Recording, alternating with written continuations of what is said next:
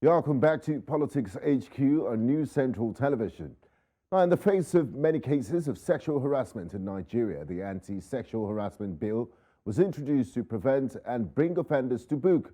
Astonishingly, the bill has been thrown out of the National Assembly, with Nigerians, including students who have often been victims, expressing their disappointment with the decision.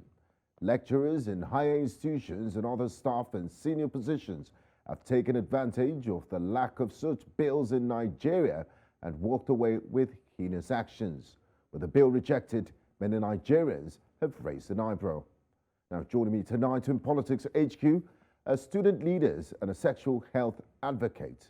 I have Comrade Lekan Idris, the Chief of Staff of the Nigerian Association of Nigerian Students, NANS, National Association, I beg your pardon, of Nigerian Students, joins us live in Nigeria's commercial capital, Lagos. I also have Tawakalt, Adeola Ahmed. She's the youth and women advocate from Lagos. A warm welcome to you both, and thanks for joining me on Politics HQ. Thank you very much. Now, I'd like to... Thank you very much. Yes, I would like to start with you, Comrade Idris. Why are Nigerian students protesting against the failure of the National Assembly to pass the Anti-Sexual Harassment Bill? Can you provide some insights into their motivations and concerns? Yeah, good evening, sir. Thank you. Well, lately, we've been on this issue for a very long time, yes, before 2019. And as of 2019, this Deputy Senate President introduced the bill. And we believe the importance of this bill is to protect our students. And according to the World Survey, 70% of female graduates, female tertiary institution graduates, they will face this similar issue. And I believe the major purpose of this bill is to protect the students from their educators. That is just the purpose. And I believe the Deputy Senate President has passed that, but probably because of one or two reasons, the presidency is yet to sign that, which I believe the incumbent president of Nigeria, Ahmed, will do justice to that. Thank you. So you're hopeful this law can still be looked at, and this bill can still be looked at, and it could still become law? Yes. Since the Ninth Assembly has refused to actually pass it, the 10th one, we are hopeful that the 10th one will do justice to it. Okay, thank you very much, Comrade Idris. So I'd like to bring in Tawakalt into this conversation. You are a women and youth advocate. Can you share some specific incidents or examples that highlight the severity of sexual harassment within Nigerian educational institutions? Is it limited to government-owned institutions or public or private institutions? Do you have incidents of this happening in private institutions too? And as mentioned by the protesting students, how has this impacted their educational experience? All right, thank you very much for that question. I believe that as this is happening in the government institution, it's also happening in the private institution. We see in the news every day that there are issues of sexual harassment, even with the male students, because if we are saying only female students are affected, it's a big lie. Even the male students have been affected with this plague, and there has to be something that should be done to avert this particular issue. And it is important that the government also intervenes. I understand that most times the institution, the authority in the institution try as much as possible to curb all of these things while they are happening in schools. But I think that if it is passed as a law, it would reduce drastically the number of incidents of sexual harassment that we hear of in our institutions. Yes. Thank you, Tawakalt. Now, back to you, Comrade Idris.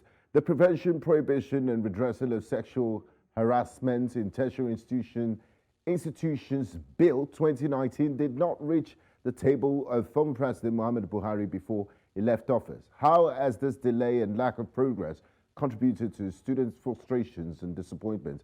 And what actions are organizations like the National Association of Nigerian Students, NANS, what actions are they taking to express their dissatisfaction and demand passage of the anti-sexual harassment bill? Are there any notable campaigns or initiatives? And are your members lobbying members of the 10th National Assembly to see that this bill sees the light of day? Okay, thank you, sir. Well, according to the information we have at the moment, it's quite unfortunate that the National Assembly were unable to pass it officially. Though I guess they actually passed it, yes, but it did not get to the table of the then President Muhammadu Buhari. Like I said earlier, we are hopeful that the next president will do justice to that. But we all know he can't do that himself. We have to bring up the issue again. The 10th Assembly will need to bring up the passage of the bill, because the former Deputy Senate President actually did justice to it. But we don't really know what transpired between the 9th Assembly and the presidency, because we still did not get the real reason why it did not get to the president, despite the fact that they passed it after passing through the first reading, the second reading, and the third reading. Yet it did not get to the presidency then. But we are very, very hopeful that this time around they will bring it up again. We as a body, the National Association of Nigerian Students, we are also working on that. We've organized a series of programs, and at a particular time, we organized one program tagged SARS, Students Against Sexual Harassment. Yes. Student sexual harassment. That was sometimes last year. We are hoping that very soon, very, very soon, we will do that again. We will do that. Definitely, we are going to do that again, because we won't stop lamenting. We won't stop calling for justice. That is the major point. Now, Comrade Idris, before I move to Tawakalt, I just wanted to know how this sort of harassment happen. Is it for grades, or how do these lecturers that harass students, how do they go about their business? And do universities have internal mechanisms for addressing such issues? Yeah, thank you. Majorly, I can actually say 90% of this sexual harassment is for grades. And I believe as a student, when you refuse to meet the cutoff in most cases, and even if you meet the cutoff in most cases, the lecturer, once he think, okay, he needs to get down to you, he will call you to his office and tell you things like, if you actually want to pass this course, I have to get down with you. That is the major instance we keep having. It is just for grades, to be candid. It's for grades. Okay, thank you. Thank you, Comrade Idris. Now, Tawakalt, based on your understanding and the research conducted by women's rights and civil society organizations, what specific recommendations or measures will you propose to effectively combat sexual harassment in Nigerian educational institutions? Are there any successful strategies or best practices that can be implemented? Okay, thank you very much. I feel like the first step to curb sexual harassment in tertiary institutions is to ensure that there is a body in universities that actually investigates cases of sexual harassment. And I remember when I was in school, there was a case of sexual harassment, and the university management took it upon itself to investigate thoroughly. There was even a disciplinary committee that was set up for the case of sexual harassment. So I feel like if other institutions set up this kind of committee for sexual harassment, and then the guidance and counseling unit of each university is functioning well, that they are also approachable, the counselors are also approachable to students, and then I feel like it will go a long way in curbing sexual harassment in universities, in tertiary institutions, both in the public and the private institutions.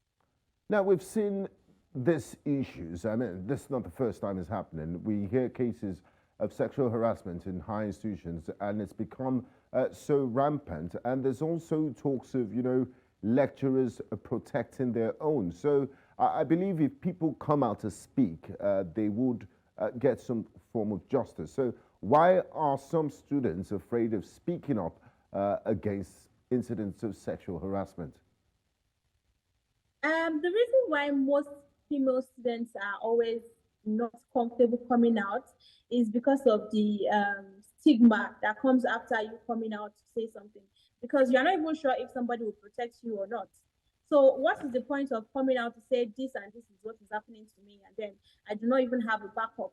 So I feel like if there are bodies that are ready to take up the responsibility of saying, okay, even if you come out, we are ready to protect you, we are ready to protect everything that has to that would happen to you after the whole thing, I feel like people will be ready.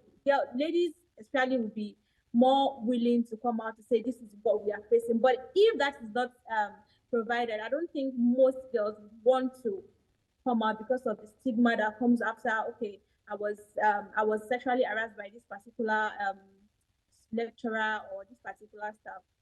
I think that is the only limiting factor that is limiting people or ladies from speaking out. Thank you very much, Tawakalt. Now, Comrade Idris, oftentimes some universities, private universities, and even government universities have instituted a certain dress code for male and female students. Some will say, the adults is unnecessary, and every responsible human being in society should be able to control their sexual desires, regardless of what their eyes see. Now, apart from that, the dress code, how else can society as a whole play a role in supporting the efforts to combat sexual harassment in educational institutions? What steps can individuals, communities, and institutions take to create a safer and more inclusive environment for students? Okay, thank you, sir. Well, number one is provision of big billboards for each campus. I get to understand that some of those problems we face from the students' area is the indiscipline from the students themselves. But you have female students putting on clothes that will get the lecturer attracted to you. Yeah, but shouldn't the lecturer have some level of control and self-discipline? Sorry, I don't get the question. I said, shouldn't the lecturer have a level of control and self-discipline? Yeah, I'm coming to that. Let's talk from the aspect of the students first. Okay, go ahead, please. To the lecturers. One, the students should watch the way they dress. It goes a very long way, because there is a saying that the way you dress, that is the way they will address you. When you dress decently, I believe it will be very rare for a lecturer to seduce you or talk to you anyhow. That is from the aspect of the students. And now from the lecturers, I think the school needs to set up a committee, a panel, to look into the issue of sexual harassment on campus. And from the students' aspects, we have the students in your body. The students in your body should also take steps. Though we are on it as NANS body, but we keep telling them, you should have your own committee too that will look into cases like this. But I believe one of the major problems we keep facing as students is the fact that we don't have someone we can actually confide in, someone we can actually express your feelings to, that, okay, this is what you are going, this is what you are passing through at the moment. But I believe, like she said earlier, we should get counselors that can actually counsel our students. The school should put that in place. You should have someone you can actually talk to, someone you can actually pour out your mind to. And I believe if we should put these things in place, it will reduce the rate at which we have sexual harassment on campus. The billboard, we should have a board that will every student that this is the way you dress to school. Having the panel that will look into the case of sexual harassment, because we need to hear from both parties. And also councillors, like you mentioned. Thank you very much, Comrade Idris. Now, Tawakalt, before we wrap up, if you can in less than a minute, I would appreciate. Besides the anti-sexual harassment bill, are there any other complementary initiatives or programs that the students or organizations can advocate for to address the root causes of sexual harassment and foster a culture of respect and equality in educational institutions? Okay, apart from the bill, I feel like the student union body or the student body in school should organize seminar or symposium that would enlighten the students on how to handle sexual harassment cases when they find themselves in that kind of situation. And I would also want to disagree with the other comrade that said that it is the way you address that. Sometimes it is not like that. I'm a female student and I know what it feels like to be harassed by a lecturer, because I've seen and have heard cases of whether or not the lady was properly dressed.